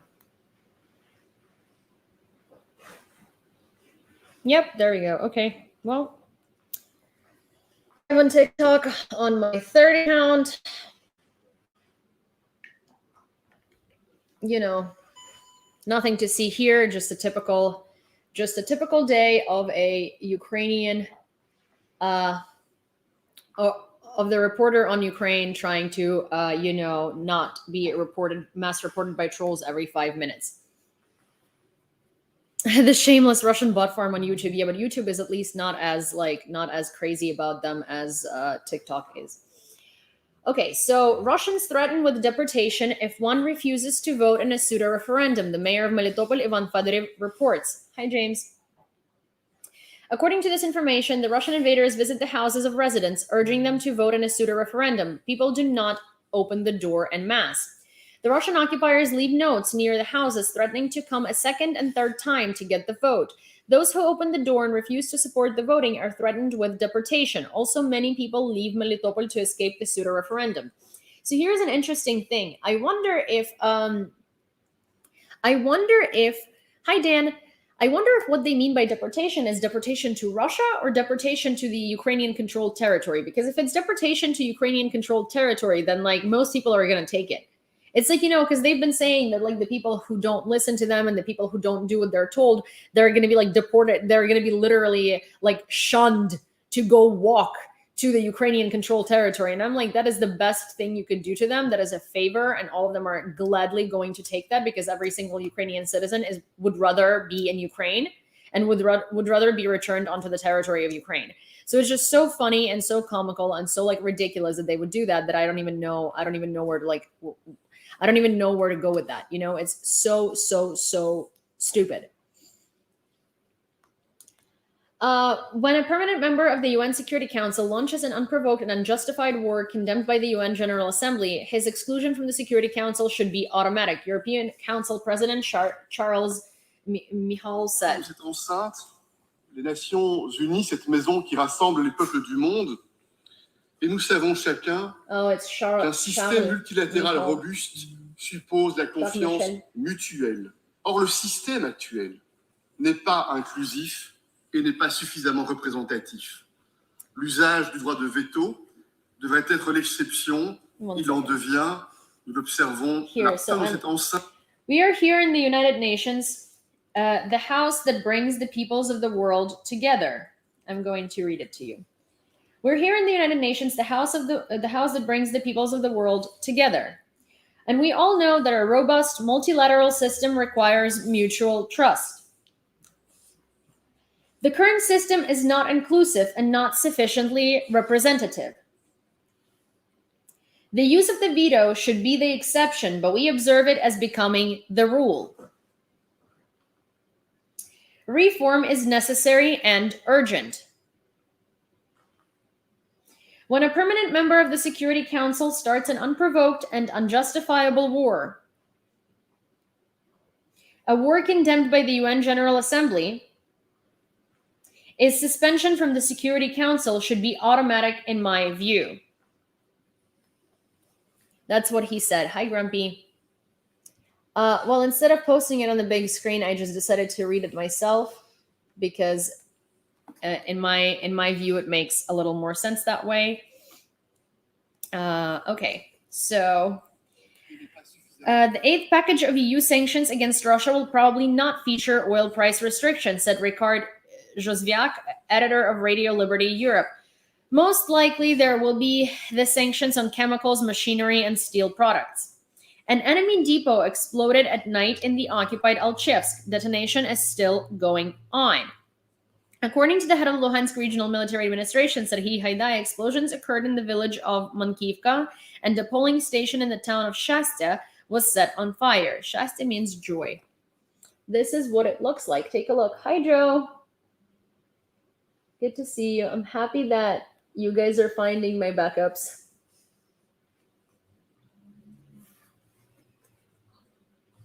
Oh, you can pin a comment now. Tap a comment to pin. Moderators can do this too. Oh, so instead of like Q&A, you can now pin comments. That's interesting. Let me see. Let me see. Pin this comment. What will the... Oh, that's cool. Okay. Oh, awesome. Okay, I actually really like that because now that is helpful for like, you know, for senior. That is helpful for like for show, you know, for sending like links and stuff like that. Grumpus, yes, I just modded Grumpy. Gosh, Ryan, gosh, you too. You're a mod too now. Yes, guys, please don't forget to like the stream, and after the stream or even during, please don't forget to comment under the video, not just here, because that way the stream is being promoted to more people and more people can hear about Ukraine. Okay. Support for Putin is waning. India and China are in favor of negotiations to end the war. After a week of pressure, the 77th session of the UN General Assembly, Russian Foreign Minister Sergei Lavrov delivered a controversial speech in which he sharply rebuked the West, accusing it of an allegedly grotesque campaign against the Russians. But no major country backed Russia, including China, which in the days leading up to the February invasion of Ukraine promised an unbreakable bond with President Putin. In his speech, Chinese Foreign Minister Wang Yi urged Russia and Ukraine to prevent the crisis from spreading further and its impact on developing countries. So as I was saying earlier, China is stepping away, India is stepping away. If you didn't know, Russia, India, China, South Africa, and Brazil are in a trade union called BRICS. Brazil, Russia, India, China, South Africa. And they usually back each other on everything. However, with this invasion, India had already said, no, you got to stop the war. China is basically, in the China diplomatic way, says, you got to stop the war. And they're moving away from Russia. Russia is losing its support on all arenas. Russia is losing its support in Uzbekistan. Russia is losing its support in Kazakhstan. Russia is losing its support in post-Soviet satellites, Armenia. Russia is losing its support in Armenia. And Armenia is a country that really needed Russia in order to help them like with the Karabakh conflict. And Armenia now is going to the United States instead of going to Russia. So Russia is losing everything on every accord. A new unit will be formed in Poland to strengthen the protection of the state border. The corresponding decision was signed by the head of the Ministry of National Defense of the country, Mariusz Blaszczak. Oh, thank you, Norb.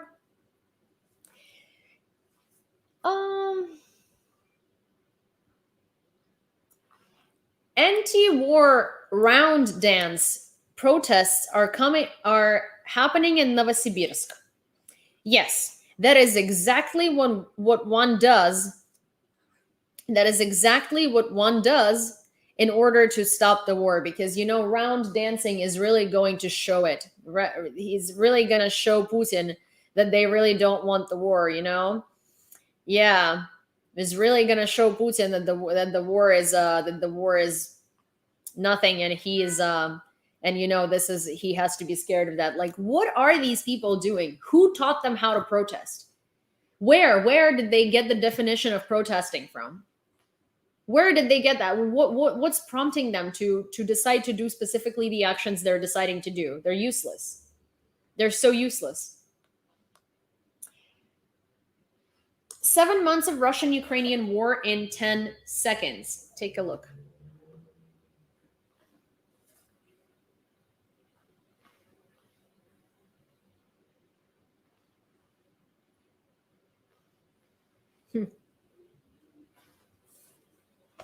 And that is a map of the Institute for the Study of War. I'm going to repost it on Twitter. Ukrainian air defense shot down another Shahed 136 kamikaze drone flying to attack Mykolaiv.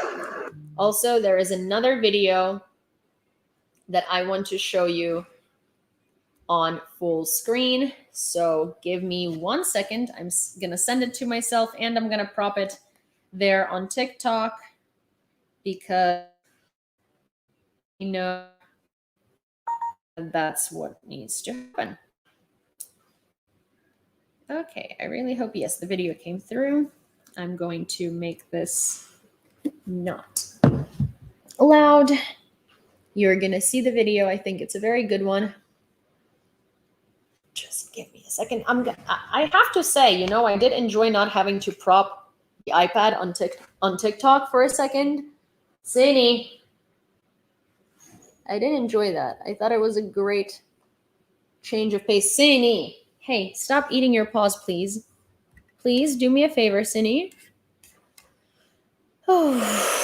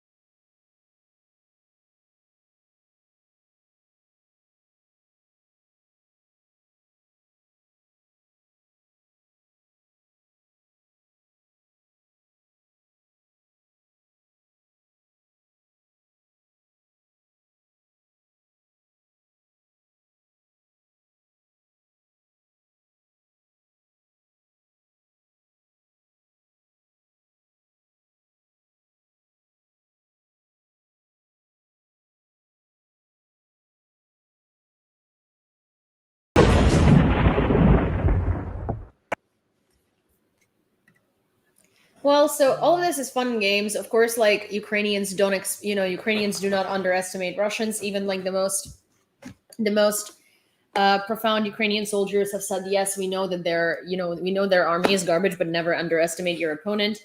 And I think that's a great thing to live by, because even though we see these stupid people, and we see them kind of like doing all of this like stuff that's super like idiotic, and they're drinking and they're doing all of that, those are the same people that were committing atrocities in Bucha and in Irpin and in Izum. So you can never underestimate your enemy, and you never should, and Ukrainians are not underestimating their enemy.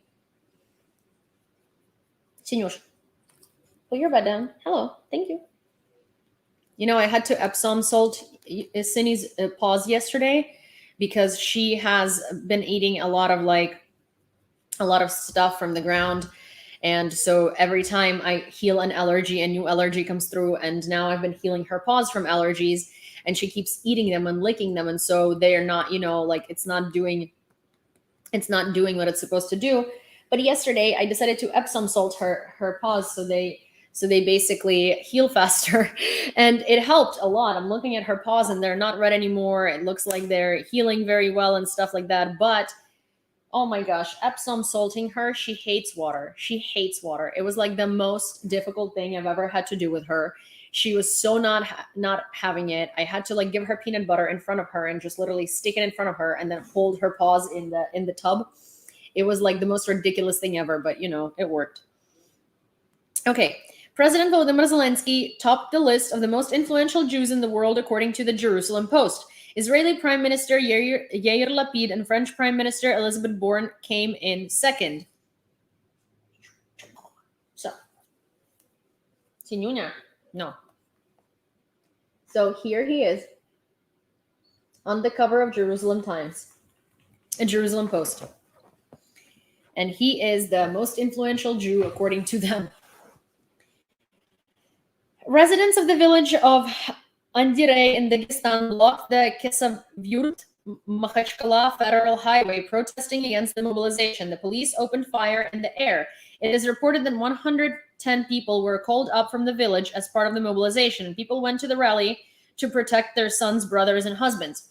So let me show you. This is how Russian minorities protest. How Russian minorities protest. All right, in comparison to how Russians protest. Russian minorities are actually doing something, are actually trying to stop this mobilization, and are actually like, no, we've had it. You're not gonna keep killing us, right? So here's the thing. I feel like this is just a Russian thing. It's an ethnic Russian thing that they can protest, they can't do anything because the people in Russian minority regions are doing something. People have been blocking the roads, people have been blowing up railroads, people have been like blocking the buses, people have been blocking entrances to their villages, people have been trying. Like genuinely trying. Cindy, come here. Sina, hey, come here, Amy. Come here, come. Level 80 camouflage. Ukrainian military went on the hunt for invaders. I thought that was a very funny video.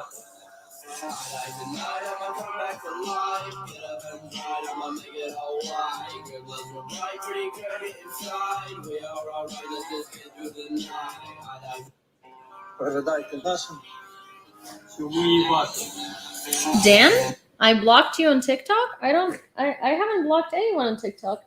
If someone accidentally blocked you out of moderators, let them know on YouTube and tell them what your TikTok handle is, and they'll unblock you. They might have blocked you by accident instead of a troll, or along with a troll, if your comment was above the troll. Sinya. In Russia, men were banned from leaving the country.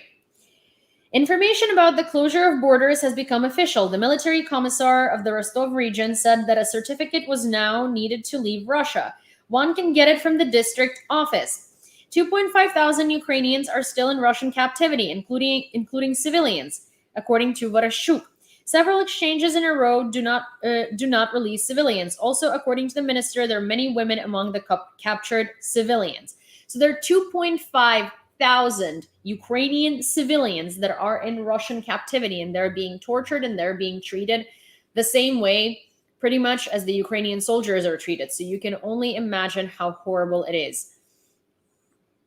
Also, Joe, I saw you earlier, and I just today saw the PayPal, and I was gonna respond to you. So thank you very, very much. I'm still going to respond on PayPal, but I don't have notifications on that phone, and so I just didn't see it. But thank you so very much. It's very, very sweet and kind of you. Georgia plans to close borders with Russia for men from Monday.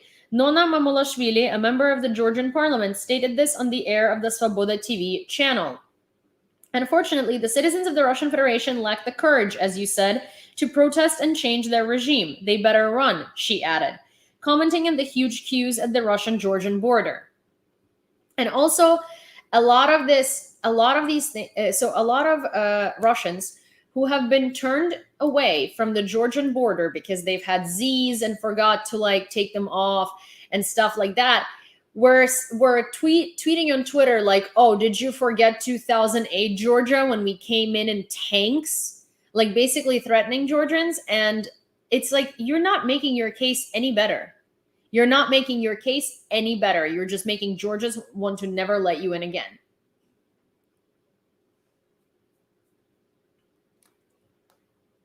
It is reported that in the photo, the border service of Kazakhstan detained Russians who were trying to illegally cross the border. Oh my gosh. Oh, it's so funny. That's so freaking funny. Look at that. The border patrol of Kazakhstan. Oh, detained Russians who were trying to illegally cross the border. I love it.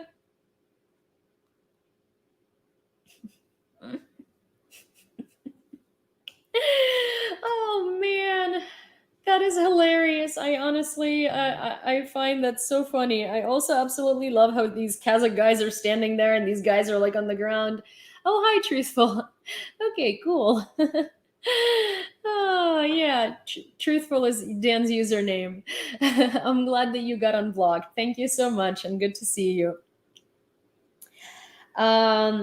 The US authorities at a very high level told Moscow that the consequences of Russia's use of nuclear weapons would be catastrophic. A decisive answer will be given by Washington. National Security Advisor to US President Joe Biden, Jake Sullivan, says. In the coming days, the United States will announce new sanctions against Russia in connection with the holding of referendums by the occupying power in the territories of Ukraine occupied by Russian troops. US National Security Advisor Jake Sullivan said in an interview with NBC. Sanctions against illegal entities and companies outside of Russia that support referendums. You will see this in the coming days. The United States will make additional statements. This will only redouble our efforts to provide Ukraine with weapons and military equipment, Sullivan stressed. Also, as to the United States saying that this would be a decisive answer and this would do something, and nukes would do something different, this is what I was referring to the other day. I said that if they use tactical nuclear weapons, the US is going to step in. NATO is going to step in. And I was saying that because this is not a joke, and the consequences of even tactical nuclear weapons are going to be felt around the world. So they're not going to just let it slide. And the reason why they're not saying what their reaction is going to be is because it depends on what nukes and where are they going to use in what quantities and what the consequences are going to be like, you know. Ukraine received the NASAMS air defense systems from the United States. President of Ukraine, Volodymyr Zelensky, said in an interview with CBS. And that is all I have from this news source. Let's check Kyiv Independent so we can kind of recap and we can get some new information. So what we usually do if you're new here is we recap through Kyiv Independent because some of the stuff I already talked about. That's going to be like short bullet points on here, but some of the stuff is new, so we're going to learn some new information along the way as well. Zelensky said we won't allow occupiers to go unpunished. And this, in his nightly address, Volodymyr Zelensky said that Ukraine will respond to all the attacks in Zaporizhzhia, Kharkiv, Mykolaiv, Nikopol, Donbas, and in all Ukrainian cities and regions. We will definitely liberate our entire country, from Kherson to Luhansk region, from Crimea, I emphasize, to Donetsk Oblast. Every murderer and executioner will be brought to justice for what they did against the Ukrainians. Russian forces attack Odessa with kamikaze drones. Governor says 2 civilians killed, 8 injured in Donetsk Oblast on September 24th. Governor says 8 civilians injured in Kharkiv Oblast on September 24th. Prosecutor General's Prosecutor General's office. Russia's war has killed 391 children, injured 773 since February 24th. Russian media says pro-Kremlin former lawmaker killed in occupied Kherson Oblast. According to Russian-controlled news outlets, former Ukrainian lawmaker Oleksiy Zhuravko was killed in Russian-occupied parts of Kherson. Pro-Kremlin Zhuravko fled Ukraine in 2015 after Russia launched a full-scale invasion. Zhuravko collaborated with Moscow in the occupied regions. Polish PM says Russia escalates war effort as Putin's regime weakens. Poland's Prime Minister Mateusz Morawiecki said on September 24th that Russia is in deep crisis while the country's President Vladimir Putin is cornered after the recent defeats in Ukraine's Kharkiv Oblast. Governor says Russians claim high turnout at Shem referendum in destroyed, depopulated Luhansk Oblast. Infrastructure Ministry says 7 more cargo ships leave Odessa Oblast. Ukrainian Air Force destroys 8 Russian combat drones on September 25th. Meduza, which is an unaffiliated, I'm going to say it the same way as Malcontent does because I wouldn't call them independent, but unaffiliated publications. Basically, Meduza says Russia to ban men of conscription age from leaving country on September 28th, and it's an unaffiliated publication. State Emergency Service says in total, 447 bodies found at mass burial site in the liberated Izum. Podolyak says Russian mobilization in Crimea aims to cleanse disloyal population. Mikhailo Podolyak, an advisor of the president's office, said that the forced mass conscriptions of Crimean Tatars in Crimea is a real ethnic genocide and an enormous tragedy for the entire nation. So Russians have been quite literally mobilizing mostly Crimean Tatars, and that is the 4th genocide of Crimean Tatars that Russians have committed to date from recorded history. Dashal on Twitch asks, what do you think about the closure of Russia's borders? On the one hand, they must fight and overthrow the government, of course, but in reality, they were patient and more people will go to Ukraine who kill Ukrainians. Well, here's the thing. Those people are not gonna, well, see, I see what you're saying, that there's gonna be more people and therefore more potential deaths. Well, the thing is that the whole thing of closing the borders is supposed to push Russians to actually stand up and try to rebel against mobilization, and it seems to be working because they have been, I mean, uselessly, because Russians don't necessarily know how to protest. They've been rebelling against mobilization at least a little bit. So if mobilization continues, if they continue to like try to draft minorities, if they continue to try to ethnically cleanse Russia, if they continue to like get people who are not suited for military service to serve in the military, Russians are going to continue resisting, and maybe at some point they will actually be able to do something. Hopefully, I don't have a lot of faith in that, but at least they're going to be trying, right? And they have been trying, especially the minorities. The minorities have been blocking the roads. The minorities have been like blowing up railroad. The minorities have been sabotaging the mobilization. And so the minorities in Russia actually might be the savior of this whole mobilization situation. Minorities in Russia might be the ones who will actually push for some change, because clearly like ethnic Russians are not able to do that at all. And so I don't think that border closures are bad. I think they're good, and I think that those Russians should be conscripted. And at the end of the day, they don't have weapons, they don't have ammunition, they don't have armor, they don't have vehicles. They've been given rifles from before World War I. They're not going to be killing Ukrainians. They're going to be bullet meat. Zelensky leads Jerusalem Post's most influential Jews list. Russian installed proxies in Crimea say Moscow completed mobilization in occupied peninsula. Of course, just took off all of the Crimean Tatars. Russia keeps 2,500 Ukrainian POWs. Deputy Prime Minister Irina Vereshchuk told BBC that Russia holds civilians alongside the military. Russians didn't agree to free civilians during the latest prisoner swap. On September 21st, Ukraine returned 215 POWs, including Azovstal defenders, from Russian captivity. The head of the president's office, Andriy Yermak, said that under the deal, Ukraine received 200 prisoners of war in exchange for Viktor Medvedchuk, Ukraine's most high-profile pro-Kremlin politician and Russian President Vladimir Putin's former right-hand man in the country. Military says Ukraine downs Iranian kamikaze drone near Mykolaiv. Mobilization sparks protests in Russia's Dagestan. Zelensky says Ukraine receives NASAMS. Minister says Serbia won't recognize Russian annexation referendums in occupied areas. Well, that's interesting because Serbia is incredibly pro-Russian, so let's see what they have to say. Serbian Foreign Minister Nikola Selakovic said that Serbia, a country considered a close ally of Russia, would comply with international law and the UN Charter.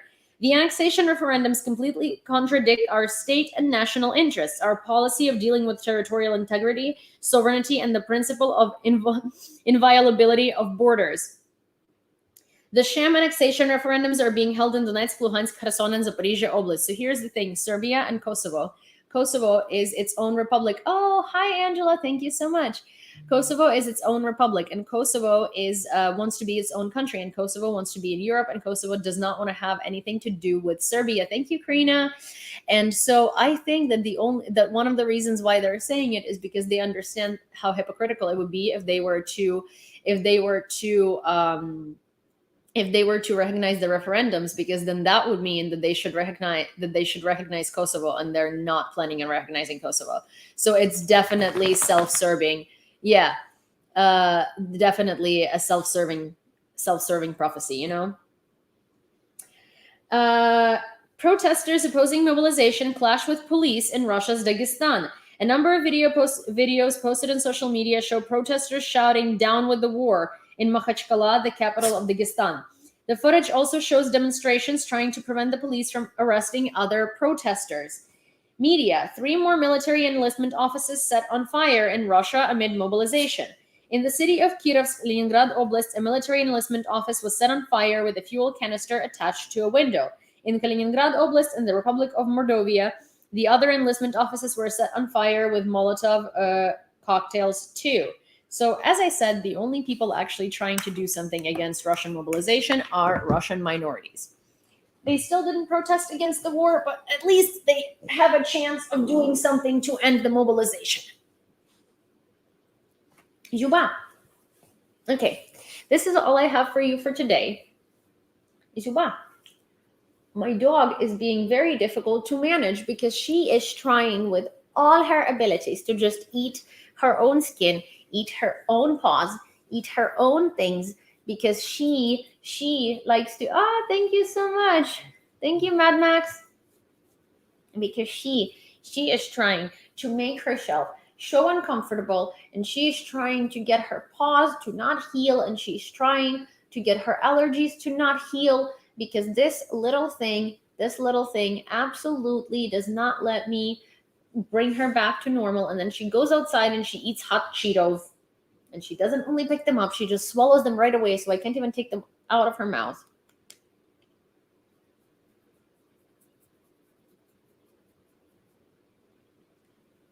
Yeah, Dagestan would do so much better if they separated from Russia. Also, for those of you guys, oh my gosh, sin, oh my gosh. For those of you guys who didn't see this earlier, my mom got a puppy. My account was logged out. Why? My mom got a puppy, and that puppy is a French bulldog little puppy, and so it's a French bulldog little puppy, and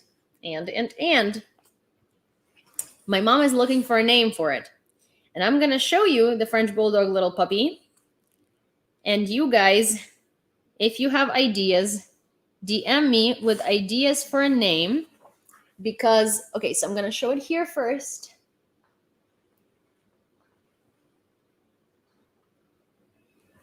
And he's a boy, and my mom doesn't want to call him anything like, war related, and she doesn't want to call him a thank you, Karina. She doesn't want to call him a thank you, Truthful. Aw. She doesn't want to call him anything that has to do with like human names. She wants something like, she wants something original. Maybe something in a different language. So if you guys speak a different language, you let me know cute words in your language that sound like they could be like puppy names. Like, wait, look.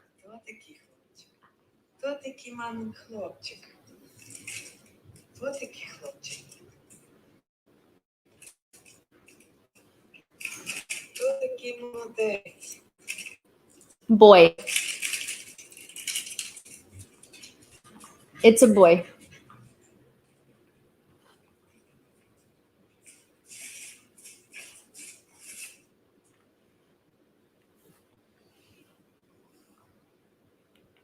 Oh, well, but it's like, it's Sina, come here, stop eating yourself. Come here, Sinny. Hey, Sin. Look, your uncle over here is doing so good, and you over here are not doing so good. Munches. Call him Yi. He's cute. See, like, but I think that it'd be difficult to, like, as in, like, my mom would want something longer, I think. Sinunya. It's so hard to come up with a name. It's so hard. It's so hard. So hard. So hard. Ooh, Conal. Conal is cute. Conal is cute.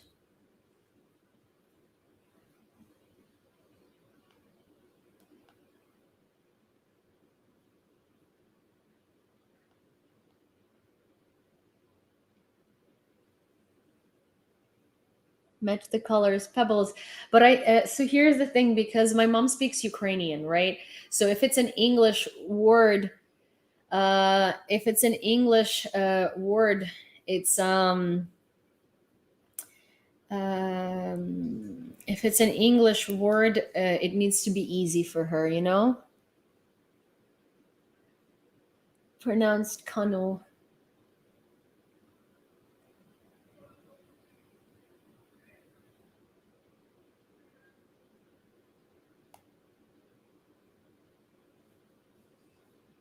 Яблоко, no. We already had a Hrusha.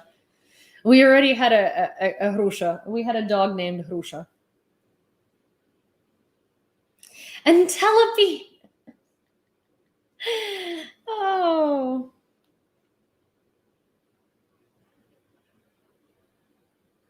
Borya, no. My mom is not going to call him. Well, no, she doesn't want to call them human names, and also she doesn't want to call them. She doesn't want to call him. One of the Azov guys, Tork. Каже, Tork назвати.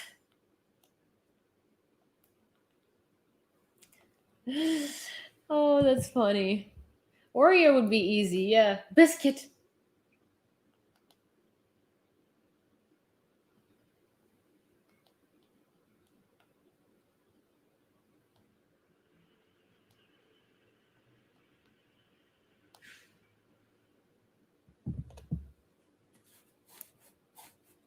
Bo. Кусок. Ні, мама так не назве. Oreo has dark spots. Yeah, I call him Happy. Shadow. Cincinnati. My mom is not going to be able to pronounce that. Actually, котик, це смішно.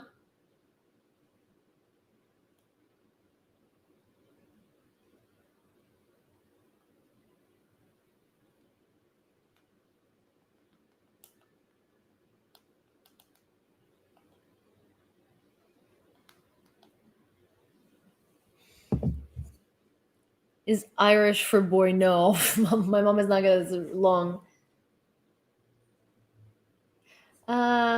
Reese's, but see, Reese in Russian is rice. So Reese's I feel like is gonna be Reese maybe.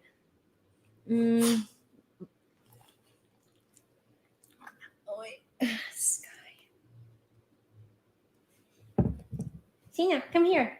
Come here. Come here. Come here. Come here, Sini. I sent my mom 10 names from stuff that you guys have said. Let's see what she says about them. And if not, then we're gonna try some more later tonight. Alrighty. Anyone has any questions, suggestions, discussions, things you want to ask?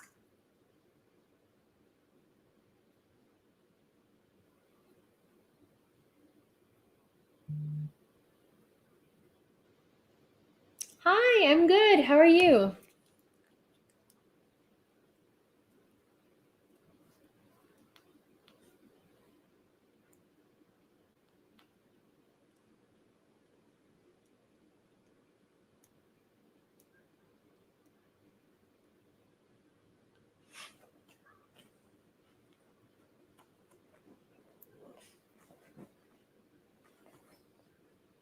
Peanuts on her. Peanut.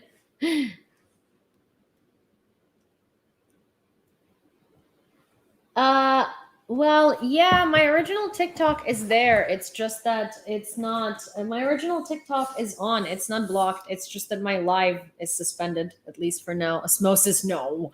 Borat, no.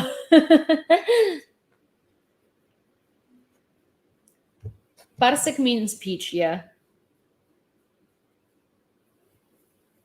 Parsik is cute. Parsik is cute.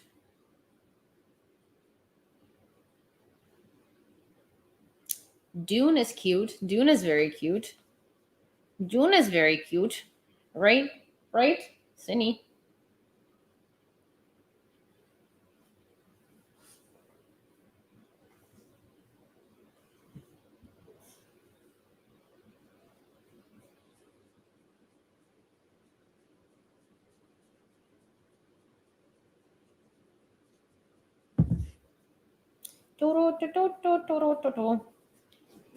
Juba.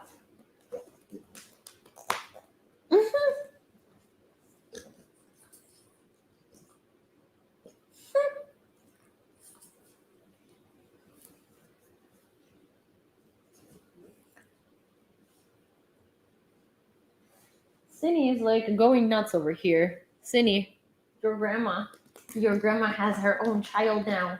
You're not her favorite anymore. You're not her favorite anymore. How does that make you feel? All right, guys. I'm gonna go walk Cine, and I'm gonna go. I have so much to do with this interview in order to get it out to you tomorrow. So I will see you later tonight. Okay? Bubba, Bubba, what's up, Bubba? I am very mad for Iran too. Veronica, that's a good idea, actually. I will look into it. Right. All right. Bye, guys.